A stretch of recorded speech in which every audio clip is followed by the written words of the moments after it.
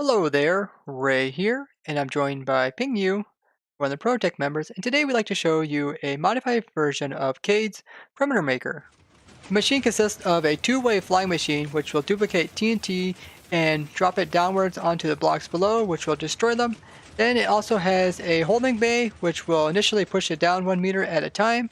This was first built up by Cades, and then Pingyu came in here and compacted it, and Comet came in and made it more efficient by spacing it out.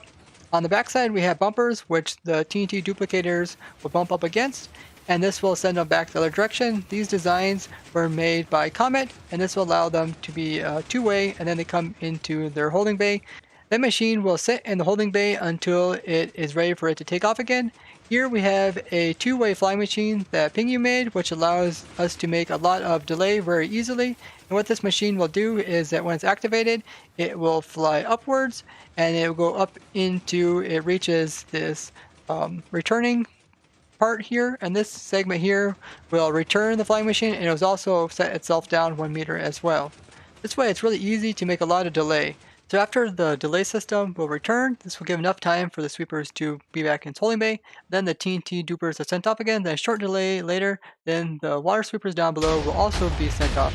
This way the water sweepers aren't in the way of the TNT coming down and destroying them. Now this is the same type of water sweeper that we have shown earlier. I'll link it down in the description that Pingu and I designed. And here they come along and get bumped up against the same type of bumpers, and they get returned to their holding station for the next round to occur. So here I have an example of the machines working. We got some blocks set aside where the TNT will come down and destroy. And if they ever run into liquids, like you can see there is liquids in your normal world, then eventually they will get destroyed. So the TNTs come by, destroy the top blocks that are exposed, and then the water sweepers will come by and remove any of the water sources or liquid sources. It could be lava as well. And this works with the timing so that once this machine returns to its holding station, it can then be sent off again, and that's why we have that long delay up above. The TNT duplicators are all sent at the same time. This way we can ensure that all the TNT reaches the bottom at the same time. All the water sweepers are pushed at the same time. That way we don't have a water sweeper that gets too close to the TNT and gets destroyed. Now in this example here, I made a small example so you can easily see it reaching both sides. But you can make this as wide and as long as you want, as long as it's in loaded entity processing chunks. Because the TNT can destroy this machine back here, we need to first keep the machine kind of far back so it doesn't destroy it. We obviously don't want to send off the water sweepers until the TNT has moved far enough out so that it doesn't cause any damage to it. We also have to make sure we stop the TNT explosions before they get too close to these bumpers, which will send back the sweepers. So once they get so close, we will prevent them from duping, as we have the bouncers or the bumpers up there for the TNT dupers closer than we have the ones down here. That way the TNT is just outside of the range, so it's not able to destroy this observer here. And because the TNT does not destroy all the blocks, we need to come ahead and remove the blocks in this area before sending this machine into here. Otherwise the machine will continue to move downwards, but eventually run into these blocks that the TNT hasn't removed. So we went ahead and we removed 8 meters worth of blocks in here. This gives room for those blocks as well as all the blocks surrounding this bumper device that we send back to sweeper. And on this side here, we want to remove 10 meters worth of blocks. This gives enough room so that the TNT doesn't have to be close enough to destroy these, as well as the machine itself can move down into this area without having to run into any blocks. On the sides here, we have 3 meters worth of blocks removed. This prevents any liquids of opposite types from touching each other and creating cobblestone or stone. This would create a generating machine, and this would break it since blocks would be removed by the machine, and then the cobble generator would create more, and then the machine is not made for that. And also, same goes for this side here. We also got the same thing to prevent that from occurring. Now it is possible that if you had a water source in here where you were mining out, that you would eventually come to a situation where a lava source and a water source may touch. And this normally occurs if there's like a lava or water source above, and then down below in the ground a little ways there is a lava source, and the water accidentally blows up and goes down like a cave and eventually finds this lava source and creates obsidian. And this would break the contraption since TNT cannot destroy blocks such as obsidian. Now, because of this reason, you want to go ahead and remove immovable blocks like obsidian ahead of time. Mostly you'll find these down at the lava level because there's a lot of cases where there is lava being created, but then there is caves which will accidentally send water down into the lava level and create this obsidian, and that can be avoided by removing that ahead of time. But there's always these cases, like I said, where the water will happen to find these obsidians and break them. The best way to avoid obsidian occurring inside of the area that you're trying to destroy the blocks in is to remove any lava sources that are kind of isolated by itself. And then when you get down towards the lava level, you want to go ahead and remove any water sources that are kind of close to lava. So pretty much you're trying to put as much distance between the water sources, such as like the lakes, from the lava lakes that are down below. It's a good thing to observe the machine working because there may still be a case where obsidian was generated. And this way, if you're watching it, you'll see it coming up to the surface and you can remove it before it breaks the machine.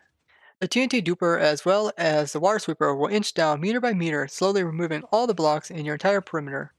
And using this, you can easily remove the majority of the blocks, seeing as you first did some preparation. Once the perimeter maker has reached the bedrock level, it will try to remove the blocks within the bedrock, but the sweepers themselves won't be able to go any lower, so they will eventually crash. But the TNT duplicators can code down more. As long as there's no liquids in there, they can continue to removing the blocks inside the bedrock and doing a pretty good job at cleaning it up. So I would recommend, if you would want to remove the blocks inside the bedrock, to continue to letting the TNT dupe and destroy them, even if the water sweepers themselves will end up crashing into the bedrock, as you can see like this. Getting all the unique components to work together took a lot of time, and that's what I spent most of my time trying to do to get this all to work. And big thanks to people that helped me out, such as Excel, as well as 1011, who tried early on to help me with the water sweeping timings, as well as the TNT duplicating, and such as Pingu, who came in and double checked some stuff with the slimestone, and Comment, who came in and made sure that the spacing between the blocks was correct, as well as the spacing between the TNT duplicating. This is a machine that we use on Protect to remove large amounts of land as well as liquids within them very easily. The way that we normally run it is that we'll have the player AFK inside of the center minecart, and then we'll have it so that it is wide enough so that when the player is moving across, he'll also load this, keeping the minecarts loaded as entity process chunks as well as the TNT below. One thing to keep in mind, if the player is inside the minecart and logs out, it will also remove the minecart, and since the minecart is needed for the contraption, it's best to put 2 minecarts in there, and that way if the player would leave, then the minecart is still in there and is used to, but otherwise when you log back in, it will reactivate this and it will update this TNT, breaking this segment here. But you would not want to log out with this machine running. You definitely want to make sure that's stopped. So the way that I turn the machine on and off is just by removing this line block here. And this way when the machine moves down 1 meter, it'll try to pull this line block. It won't be able to pull it. So when I want to start the machine again, all I have to do is put this line block in again, and then you just power this piston down below and remove the power, and it'll start back up again. With a large limestone creation like this, one thing you do have to worry about is lightning strikes, which can cause fire, which can cause updates. So if lightning would strike like here, then it would create a update against this observer. So something like that you would want to keep in mind of. And in those cases, you want to avoid lightning, either sleeping away the nights or building this in a biome that lightning can't strike, such as a cold biome or a desert biome. Or go ahead and just put blocks over top of this to prevent lightning strikes from reaching it. Building this machine up in survival can be a bit tricky, especially with all the floating components and even like this one up here, and a lot of precise block placing. But what I highly recommend is before you actually run the machine is to make a world download of your world or have the server make a world download. That way you can keep it as a backup, and then always you can use the world downloader mod to take a copy of the area and then test it in single player and see if it works before actually running it on a server. If you would like to use the perimeter maker in your very own world, I will provide the world download in the description. Obviously, you would want to make this quite a bit bigger if you want to do an entire perimeter. This build was a long time in the making. Although we started building this last summer, we really kept making little tweaks and changes to it all throughout the year, and it finally got around to recording. Big thanks to everyone who helped design all these components, and you can find all their links down in the description. There you have it, guys, a TNT duplicator with a water sweeper to make a perimeter maker. So if you found this interesting, show us with a like and share this with others. If you'd like to see more limestone contraptions like this, subscribe and don't forget the bell button. And if you have any questions, be sure to ask them in the comments. Bye bye.